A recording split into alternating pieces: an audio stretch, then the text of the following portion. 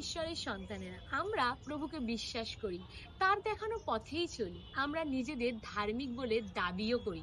আজ আমি বলতে চাই, ধার্মিক হিসাবে আমরা কি ঈশ্বরের দেখানো পথে চলি? আমরা কি সেই সমস্ত কাজ করি? এক, আপনি যখন দেখছেন বা জানছেন একজন খ্রিস্টীয় বিশ্বাসী মন্দের দ্বারা চালিত হয়ে প্রভু থেকে সরে যাচ্ছে, পাপ কাজে লিপ্ত হয়ে চার্চ বা মণ্ডলীতে আসা বন্ধ করে দিচ্ছে। দুই, আপনি প্রকৃত বিশ্বাসী হয়ে দেখছেন একজন অবিশ্বাসী সন্তান জাগতিক জগতের পাপকর্মের দ্বারা সবকিছু থেকে বঞ্চিত হচ্ছে। তার এই কাজকর্ম দ্বারা কেউ তার সাথে কথা বলে না, এমনকি তাকে ঘৃণা করছে।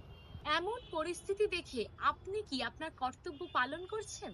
আপনি কি তাকে ঈশ্বরের বাক্য দ্বারা বুঝিয়ে ঈশ্বরমুখী করছেন, বা ক্ষমাবান ঈশ্বরের সান্নিধ্যে নিয়ে আসছেন? ঈশ্বরের সেই জ্যোতি কি তার হৃদয়ে পৌঁছে দিচ্ছেন? যদি আপনি এই সব কিছু করেন, তাহলে প্রেজ গড, সত্যিই আপনি ঈশ্বরের আশীর্বাদ প্রাপ্ত। যদি না করেন, তাহলে আজ থেকেই শুরু করুন। কারণ বাক্য বলে, একজন পাপীও যদি মন ফেরায় এবং পিতা ঈশ্বরের কাছে আসে, তখন স্বর্গে আনন্দ হয়। আর বিশ্বাসীর এই কর্ম দ্বারা যদি স্বর্গরাজ্যে আনন্দ হয়, তাহলে আপনার জীবনেও ঈশ্বরের আশীর্বাদ, ব্লেসিং নেমে আসবে যিশু নামে। Amen, hallelujah. সকলকে জয় যিশু।